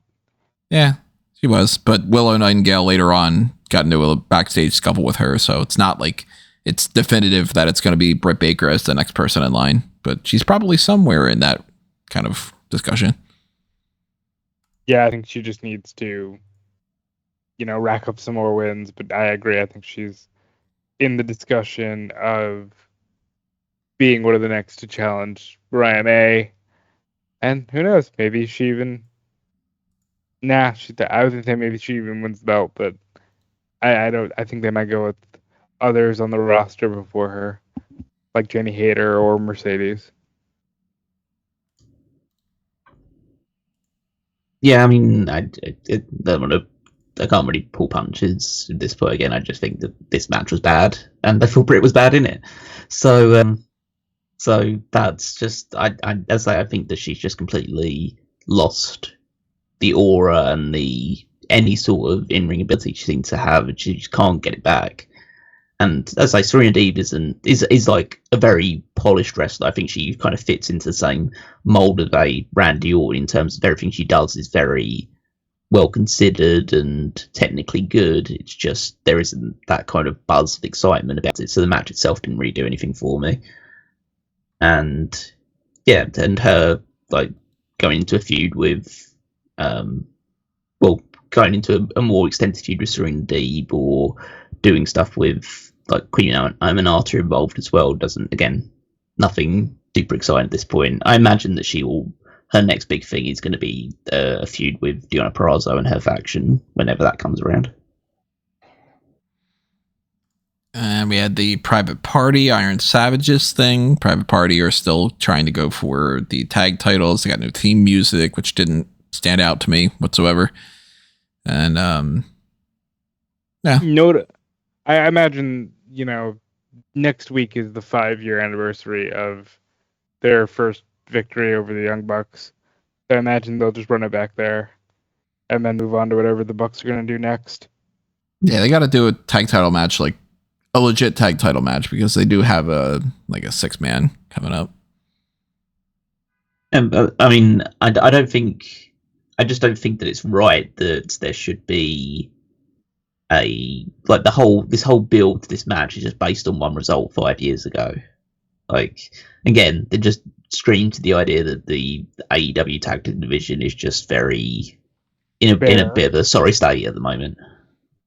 There's a couple things that are going around like that in AEW right now. Like Chris Jericho just keeps seemingly going back to old feuds. Like he's going for Mark Briscoe and the ROH world title now. And I know that they've been feuding with the conglomeration, but it's sort of like, all right, you just said 4 years ago my jacket got screwed up, so I'm going to feud again with Orange Cassidy, and now I'm going to try to go back to being the ROH champion. Like, you can't think of anything else other than to go, what else did I do in the past? Can I just do a rerun? But Jericho's like in the same boat as The Miz, in the sense that like he's just been there. I mean, it's different with the AEW thing because it's only been 5 years, but like it feels super stale. He's just been there too long, and it just isn't. Like he can't just recapture the magic. He needs to take some time away, but I doubt that's going to happen. It seems like he's going to be on every pay-per-view until the end of time. But I do want to hear the perspective on this one, because all that I've heard about this segment, beyond just Jericho, the very much love or hate opinion of him in pretty much anything that he does, is the fact that he referenced Jay Briscoe in the promo. And I've seen a lot of people, and everyone entitled to their opinion, like take the perspective of, oh, they shouldn't be bringing up Jay's name, that's disrespectful. Like, you shouldn't be resorting to that low-hanging fruit.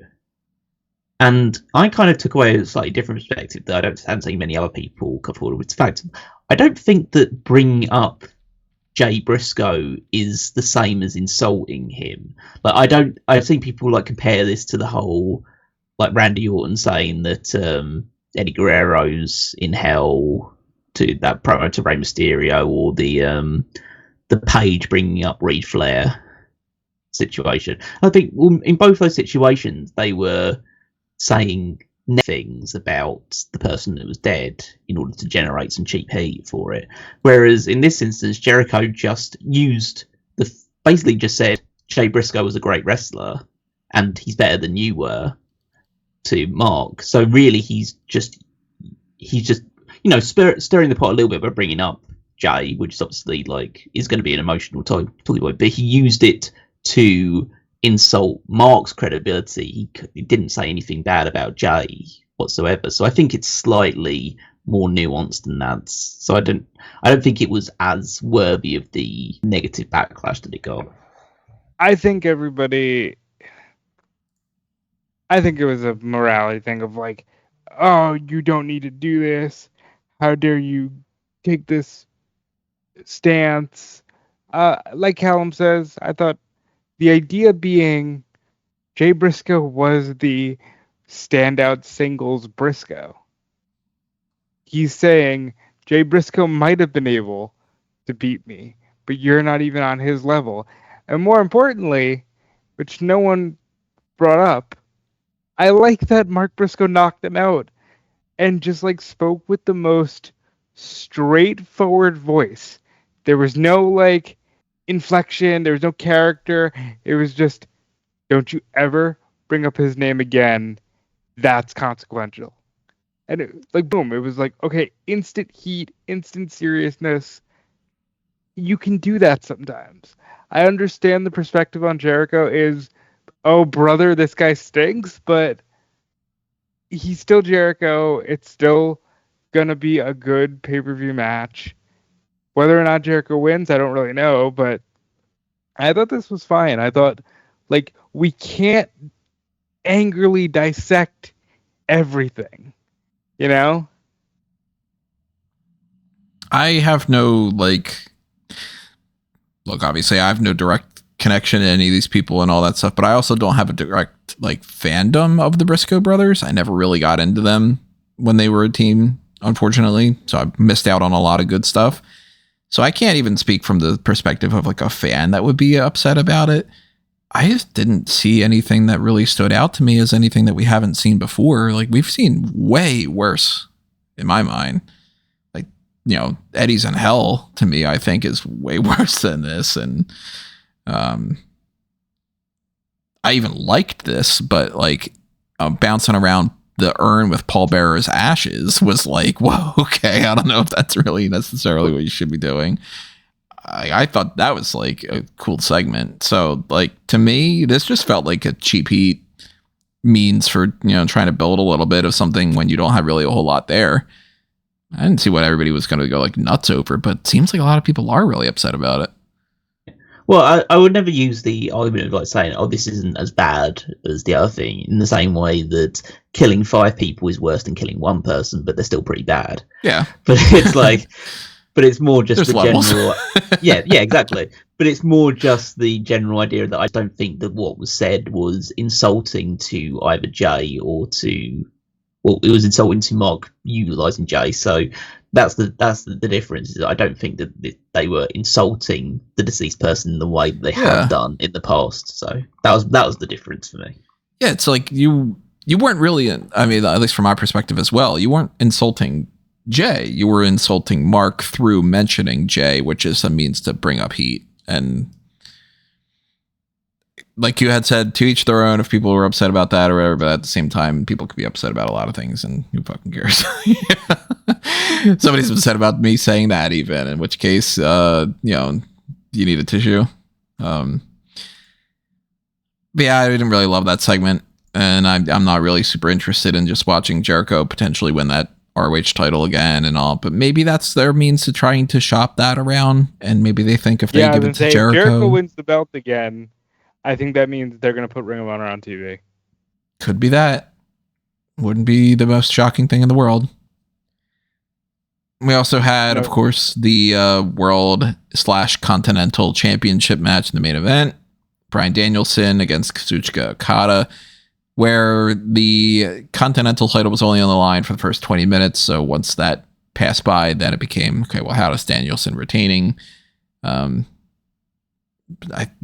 More so than I think even the match itself, the stuff that happened afterward is noteworthy, because obviously Danielson retained. He beats Okada. He has now, won that score. And after the match, there was an attack from the BCC with Jon Moxley saying, oh, you think that this is about me? No, there's bigger things at play. I am doing this basically for somebody else, which everybody seems to think is Shane McMahon. And I gotta be honest, like, I didn't get that vibe. I didn't get the vibe either, but everybody seems to be going in that direction. Legitimately, I just thought Jon Moxley was doing the thing that a lot of people do in life when they go, this is bigger than me. It doesn't mean they're answering to somebody. But since everybody took it that way, I began to think, oh yeah, maybe this is just how you bring in Shane. And yeah, my mind did go to Shane, because I can't see Jon Moxley taking orders from another wrestler. But if he's a hired gun for a rich person, maybe. There was a take that I saw that I thought was really stupid. And I don't know who it was, so sorry that I can't give you a shout out for a negative perspective of this. But I saw something out there where it was, oh no, he's doing this because of Shane, but not in that way. What he's doing is he realizes that Shane is backing the Elite, and he's been tasked by Tony Khan to take charge to offset that. And I immediately just thought, what the fuck are you on? Because this makes no sense at all. That Tony Khan would be like, I need you, Jon Moxley, to be a complete and utter dirtbag asshole to your friend Bryan Danielson, who has nothing at all that's going against negatively on the Elite. Like, oh, he's a weak champion and he's going to be a problem or something. Who the fuck thinks that's a good idea? That doesn't make any sense. So whoever you were, you're stupid. But yeah, Will, you came out afterward. He made his decision. Asterisk.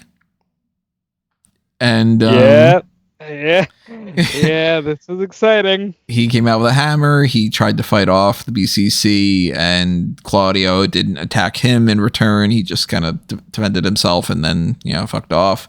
So it's going to be Bryan Danielson and Wheeler Yuta up against Claudio and Pac.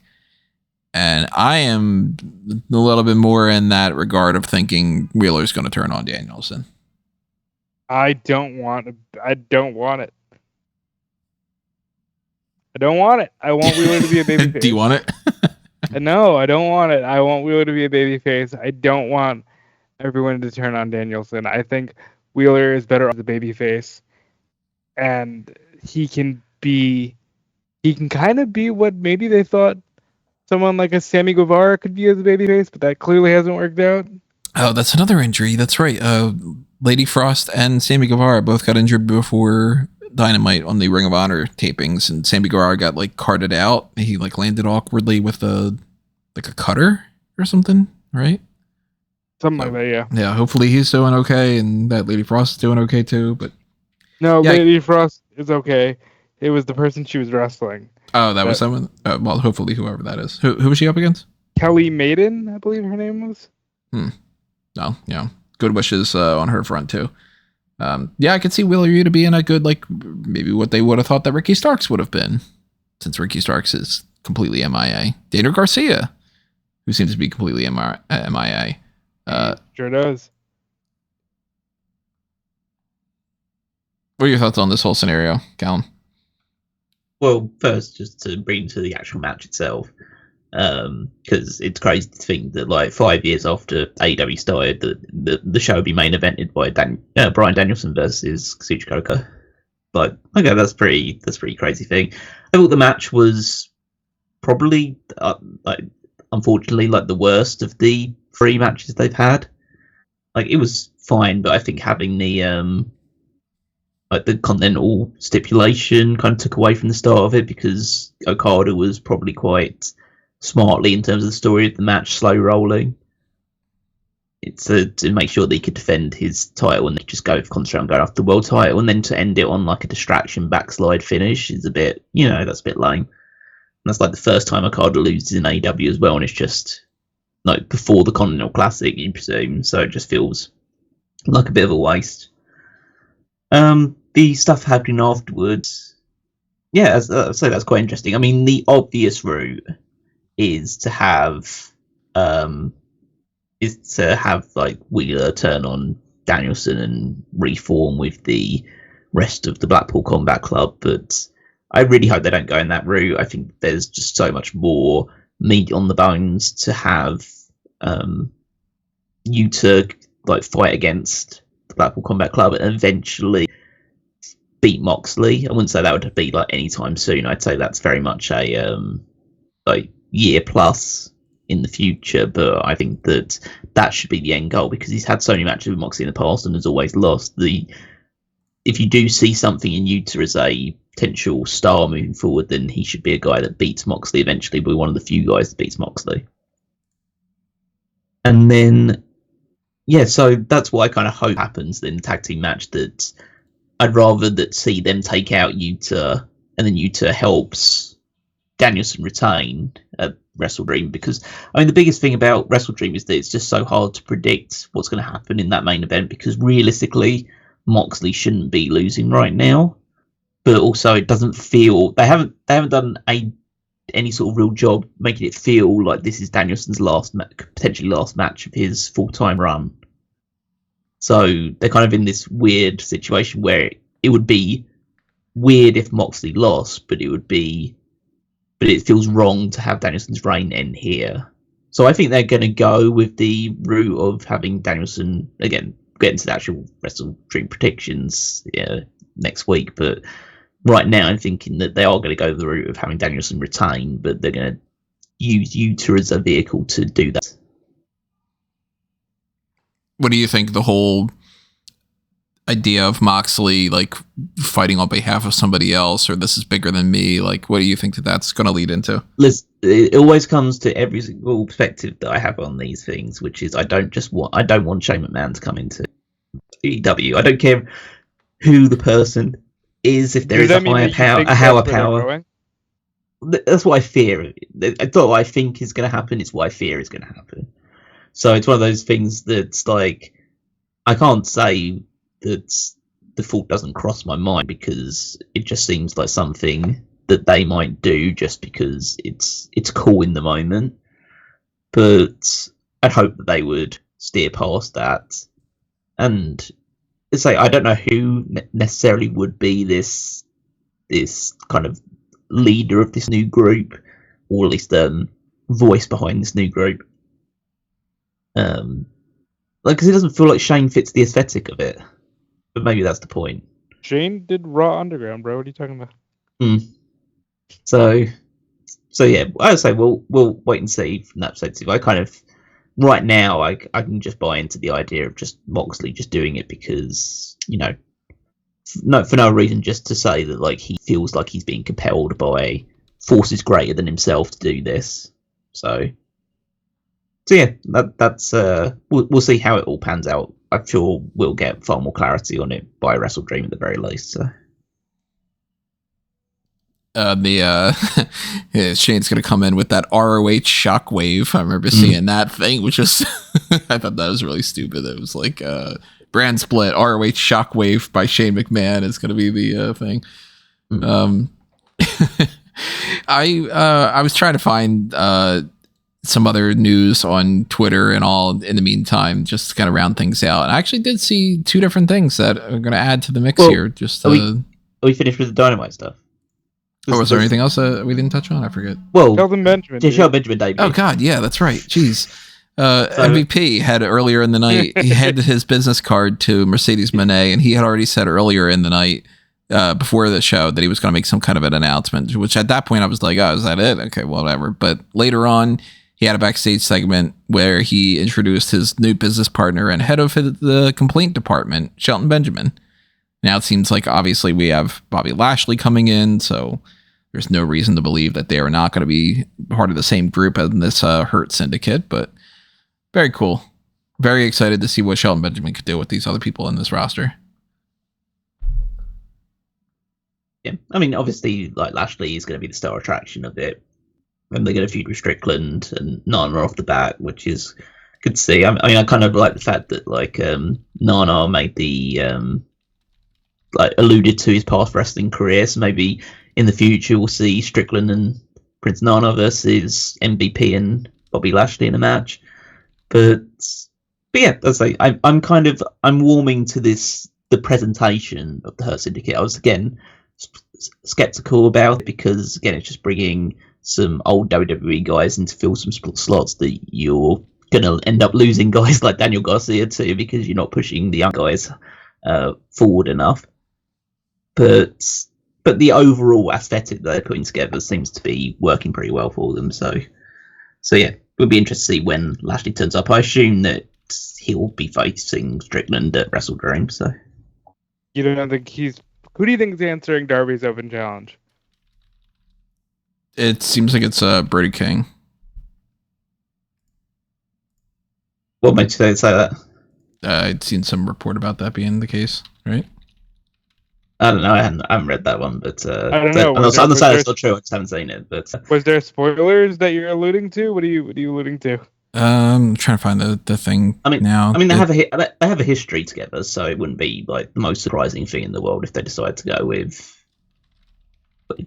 Brody King and Darby Allin. Yeah, I don't see anyone like debuting coming in. Until further notice, I think it's unless Tony is like, "Yep, it's Brody King, and here's why." I think it's Edge. I mean, Alan Coach I'm still trying to find where this should was. be close to recovering, but it's hard to really tell because you know it's quite a severe injury, and he's in the later years of his career. So I will explain why very quickly. I think it's Edge because he debuted at Wrestle Dream last year, and he helped Darby. He can use it as like, not only do I want to face you, I want to help you improve. And then I just don't check that matchup list. Yeah, I just don't think, and this is just like my headcanon and stuff like that about what I would do with like the rest of Danielson's reign and what have you. But if in my head canon I have Darby Allin winning the title from Danielson at World's End, like that's my kind of vision of how that's gonna finish. So for that to happen, I just don't think that you're gonna that you shouldn't have Darby Allin just continue to lose, because it's like, I don't think he's gonna. I think Edge is gonna lose. It's Darby Allin. That's Darby Allin. It's Brody King. Collision spoilers. That's what it was. Okay. Yeah. Well, shout out for that. Spoilers. Hey, I'm totally in for another. I'm in. No, let me be clear. I'm in for the match. Yes. I just think it's kind of lame. Don't present it. You know what you do to wrestling fans when you present it like an open challenge. Yeah, well, apparently Darby Allin beats Johnny TV and then gets attacked by Brody King. And that's it. They're going to kill each other. I think it'll be a great match, but like, I think you could have done more.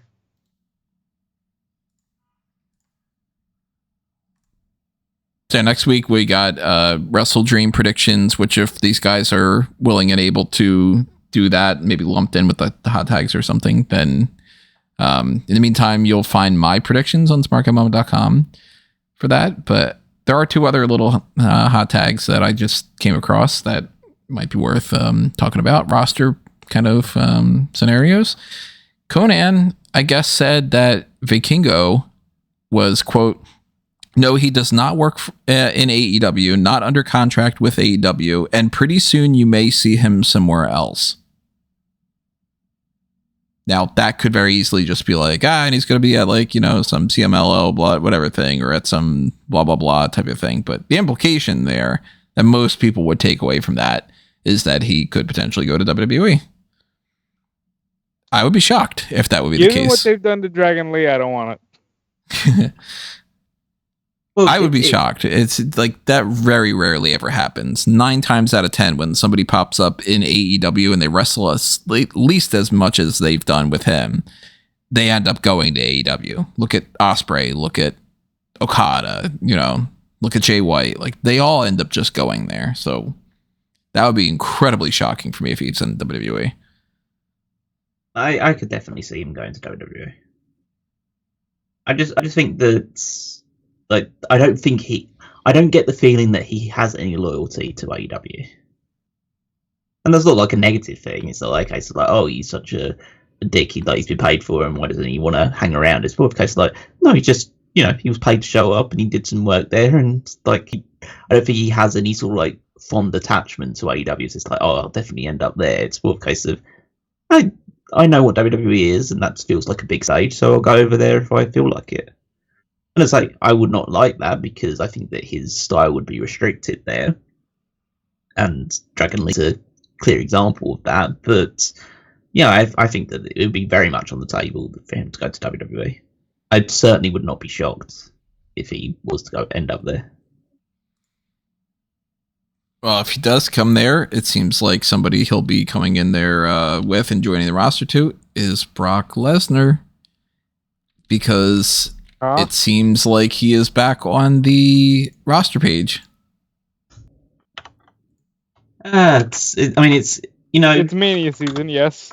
Like, you can't keep a good guy down. So that's I don't think anyone should be surprised about this. At the end of the day, if you've got enough star power and you've got enough like value to your name, then you pretty much get away with, I would say, like anything.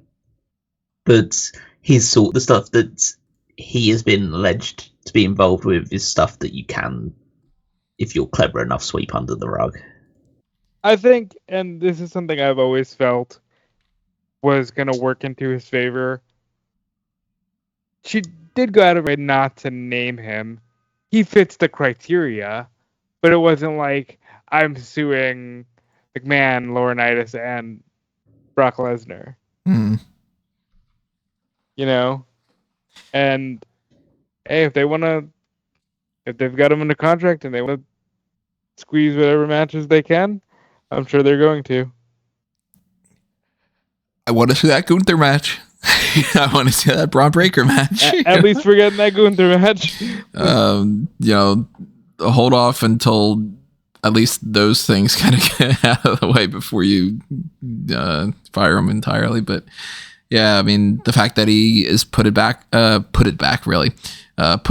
the roster at least would indicate that you would think that there's some kind of movement on that front, because why would they decide to put him back on there without getting a mandate that they can do it? So maybe he's going to be back sooner than we think. Maybe he'll be back for the Royal Rumble. I don't know. Shit, maybe he's the big guy that's going to pop up at Bad Blood, like according to Pat McAfee. I think it's The Rock, but okay,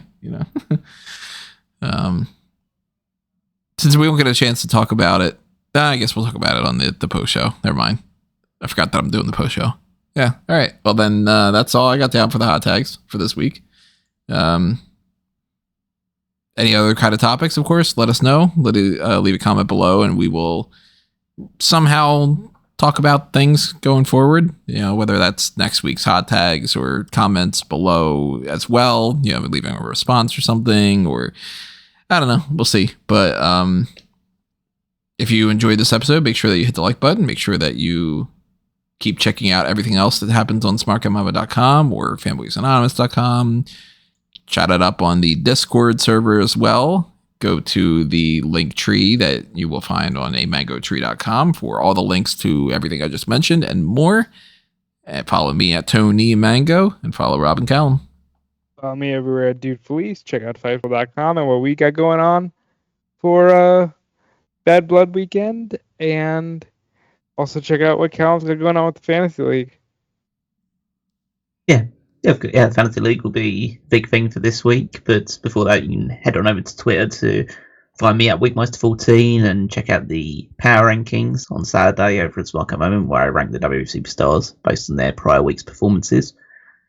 And then with the Fantasy League, yes, of course, so Bad Blood will obviously influence, based on our predictions, what will happen post Bad Blood in terms of how our teams will end up looking and who'll be able to double points for their superstars and all that other stuff. So yeah, based on the results of the show, that will have a lot of influence for the month going ahead up until Crown Jewel. And obviously there's a lot of points to be won as well, because pay-per-view shows are worth far more valuable than just the regular week-to-week TV. So check out the Fantasy League over through Smark Moment or going to www.fantasyleague.com to see how our rosters are doing. That's going to do us in for this episode, everybody. Thank you, of course, for listening, and thank you for all your support. Thank you for your future support, and we will see you next time with whatever that is that you're listening to it next. Probably the Bad Blood post show coming up tomorrow night. Adios for now, everyone. This is going to do us in. This has been episode number 670, and this has been another Smark Out moment, and we are being counted out.